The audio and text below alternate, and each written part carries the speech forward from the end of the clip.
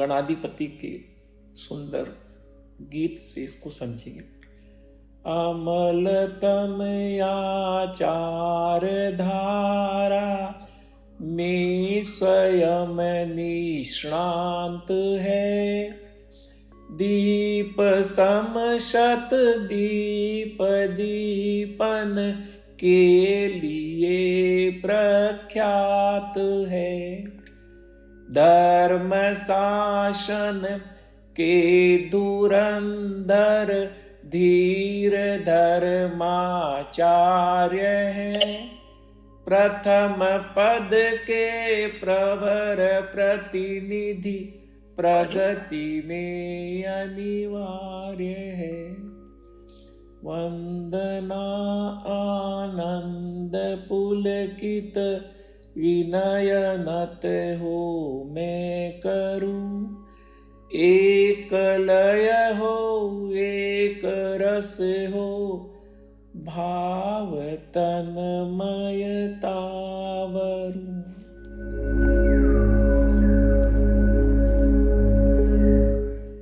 एक दृष्टि से देखा जाए तो जिस अवस्था में हम हैं, जिस युग में हैं, जिस काल में हैं, जिस क्षेत्र में हैं, णमो आयर्याणम बहुत प्रासंगिक है। क्योंकि भगवान महावीर का निर्वाण भरत क्षेत्र के अंतिम तीर्थंकर का निर्वाण था।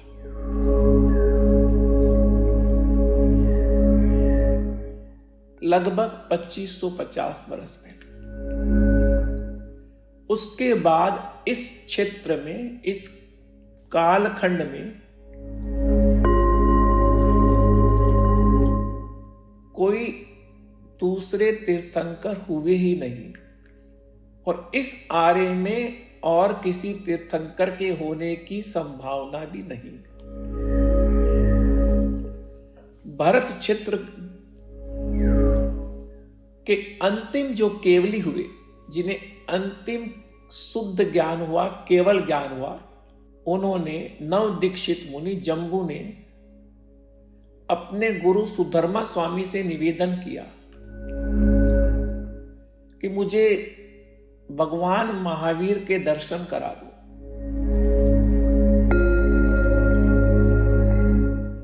सुधर्मा स्वामी ने उन्हें समझाया कि अब वो इस क्षेत्र में नहीं आएंगे,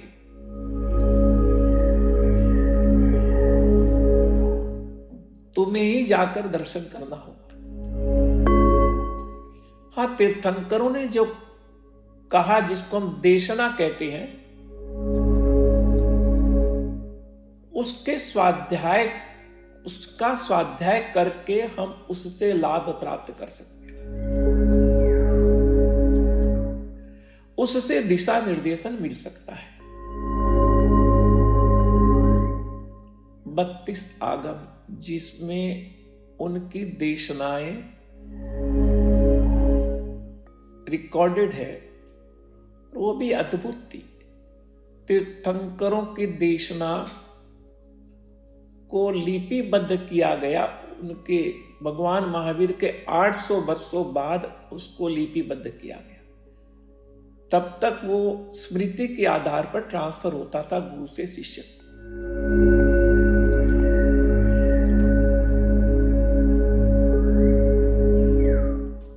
गणधरों ने ये महान कार्य हमारे लिए किया। आचार्य जीवन में क्यों आवश्यक है, कोई भी सद्गुरु जीवन में क्यों आवश्यक है? क्योंकि जीवन बहुत छोटा सा है और जीवन अनिश्चित है। तो भटक गए तो भटक कर कोई विवेक नहीं है, हमारा विवेक जागृत नहीं है, हमारा सम्यकत्व जागृत नहीं है, हमको दिशा बोध नहीं है, और हमारी स्थिति तो कोल्हू के बेल की तरह। हम चल रहे हैं, लेकिन ये चलना एक भ्रम है, हम कहीं भी पहुंचते नहीं। कहते हैं जहां के तहां ठहर जाओ, पहले दिशा बोध करो। ये चलना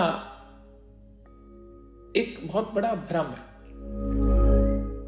जब तक दिशा बोध नहीं तब तक कहां चलो। हम लोगों ने सुना है, एक देखा भी है, टाइटैनिक जो मूवी आई थी 1912 में, 1912 में टाइटैनिक जहाज डूब गया और 1512 व्यक्ति समुद्र में समा गए। चूक कहां हुई? आपने अगर टाइटैनिक देखी हो, चूक इतनी सी हुई कि जहाज का कंपास बिगड़ गया,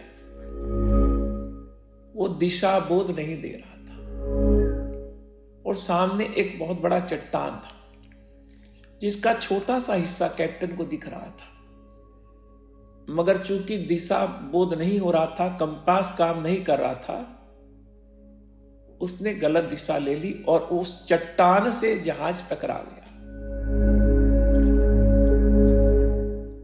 और 1512 व्यक्ति उसमें डूब गए। यही हमारी अवस्था है।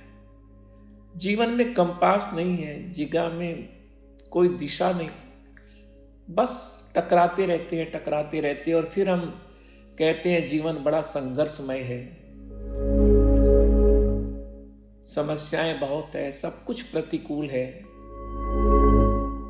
क्योंकि सबसे ज्यादा आवश्यक है हमें दिशा मिले।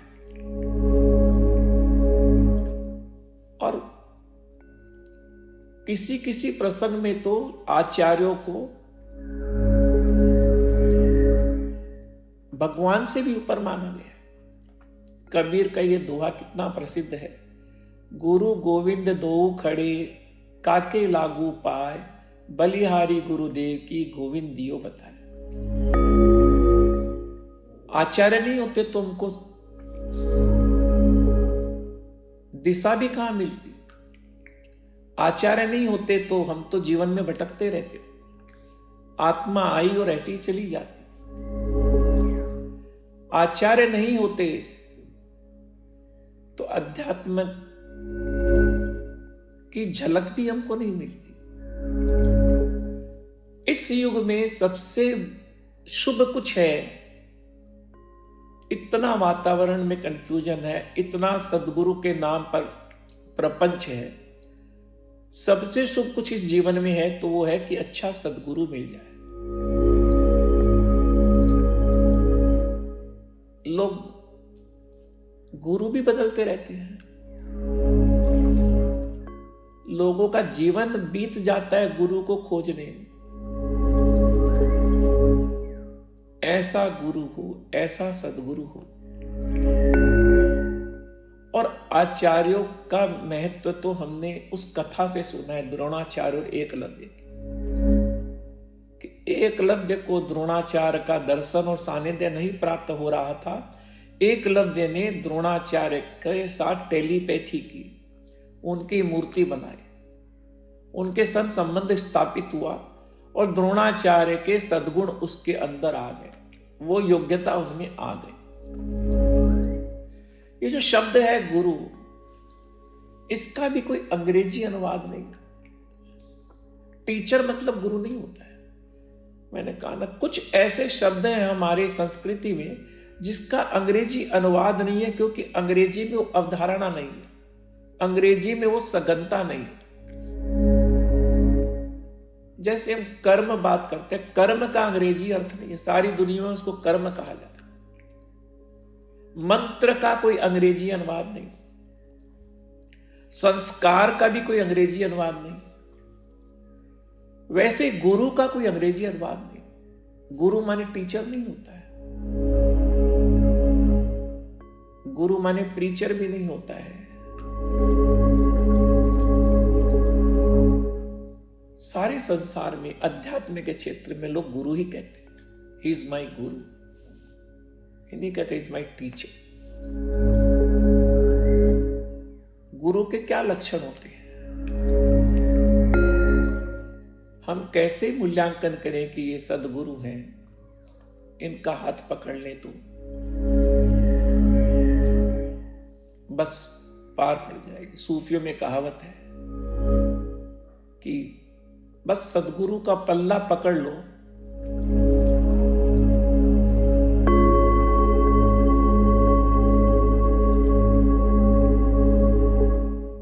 गुरु का अर्थ होता है, उसके 9 लक्षण है।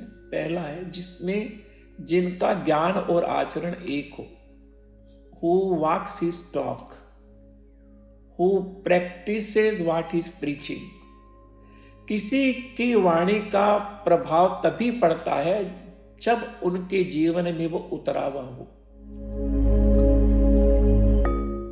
जो चीज चित्त से निकलती है वो आपके चित्त तक पहुंचती है, जो आत्मा से निकलती है उसकी पहुंच आपके आत्मा तक होती है।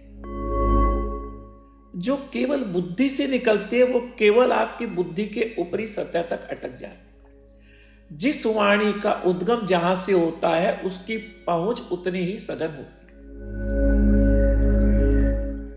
जैसे आपने तीर और धनुष देखा होगा, तीर को जितना अंदर खींचा जाता है, जितना अंदर उसको खींचा जाता है, उतनी तेज उसकी, उतनी गहरी उसकी गति होती है। तो सद्गुरु वो जिसका आचरण और जिसका ज्ञान, जिसका उपदेश, तीनों में एक प्रकार की लयबद्धता हो। दूसरा लक्षण जो गुरु में होता है कि गुरु केवल बुद्धिमान नहीं होते, गुरु प्रज्ञावान होते हैं। उनके हिया का चांदना जग जाता है।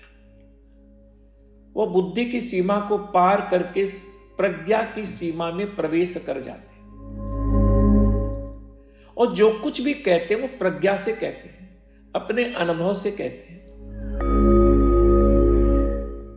अनुभूति के एक शब्द होते हैं। गुरु के क्या लक्षण है? गुरु का आभा मंडल पवित्र होता है। कहते और कुछ मत देखो, गुरु में देखना है तो न बुद्धि देखो, न वक्तव्य देखो, न कितने अनुयायी हैं ये देखो, न कितना बड़ा आश्रम है ये देखो। ये सब कंफ्यूज करते हैं। देखना है तो केवल गुरु का आभा मंडल देखो, गुरु की पवित्रता देखो। ये देखो कि गुरु की कथनी और करनी एक ही है क्या, उस प्रेरणा का प्रभाव होता है। गुरु का अर्थ होता है वो व्यक्ति जिनका विवेक जागृत हो चुका है। विवेक जागृत हुआ तो शेष सब कुछ, शेष सारे सद्गुण अपने आप जीवन में आ जाते। विवेक सुप्त है तो सारे दुर्गुण अपने आप जीवन में आ जाते हैं। एक साधे सब सदे, केवल विवेक जागृत हो जाए। अध्यात्म की दृष्टि से बात करें तो जिनका सम्यकत्व जागृत हो चुका है,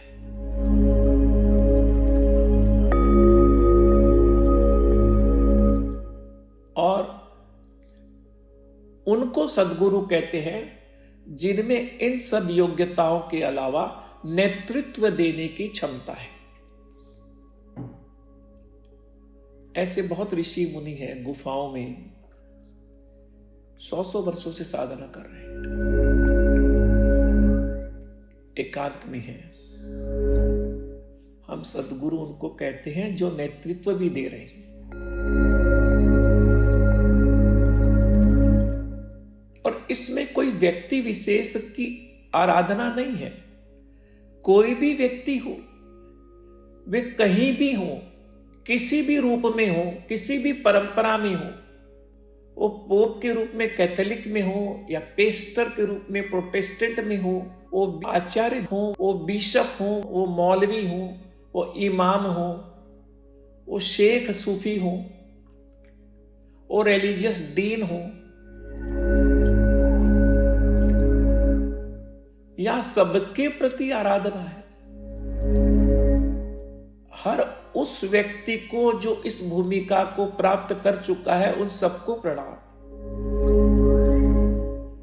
ये सर्वथा असंप्रदायिक है। सर्वथा किसी भी व्यक्ति विशेष के परे है। कोई क्या कह रहा है उससे ज्यादा महत्वपूर्ण है वो किस भूमिका पर बात कर रहा है, उसकी आध्यात्मिक भूमिका क्या है। आचार्य की का परिचय इस रूप में भी होता है जिसको महादेवी वर्मा ने कहा कि हजारों हजारों बुझे हुए दीपक एक भी दीपक नहीं जला सकते। एक दिया जो ज्योत है जलता हुआ है वो लाखों करोड़ों दियों को जला सकता है। एक सद्गुरु का नेतृत्व लाखों करोड़ों लोगों को तिरा सकता है। और गुरु सद्गुरु कहते हैं कि मुझे भी तुमको नहीं पकड़ना है, मेरी आराधना भी तुमको नहीं करनी है, क्योंकि मुझे पकड़ोगे तो राग में चले जाओगे, मुझे पकड़ोगे तो मेरे तक ही अटक जाओगे। तुम्हें मेरे बताए हुए मार्ग को पकड़ना है। गुरु को पकड़ा तो राग बढ़ेगा और वहीं के वहीं रह जाओ, अटक ही जाओ। और मार्ग पर चलोगे, बताए हुए मार्ग पर चलोगे तो बहुत आगे निकल जाओगे, क्योंकि अंततः अपना पुरुषार्थी काम आता है। और अंततः हमारा कोई गुरु है, हमारा कोई सद्गुरु है तो वो हमारा विवेक है। सद्गुरु तक पहुंचना माने विवेक तक पहुंचना। इसीलिए गुरुदेव महाप्रज्ञ जी ने फरमाते थे अपाणम शरणम गच्छामि। अंत में हमको अपने विवेक की शरण में आना है, अंत में हमको अपने आत्मा की शरण में। अपाणम मंगलम अपाणम लोगोत्तमा अपाणम शरणम गच्छामि। मेरी आत्मा ही मंगलमय है, मेरी आत्मा ही उत्तम है, सर्वोत्तम है, और मुझे मेरी आत्मा की शरण में ही जाना है। अंततः स्वयं के स्वरूप का ध्यान करना है, स्वरूप के विवेक का ध्यान करना है, स्वयं के अंदर जो सम्यकत्व की अवस्था है उसका ध्यान करना है, उसकी आराधना करना है।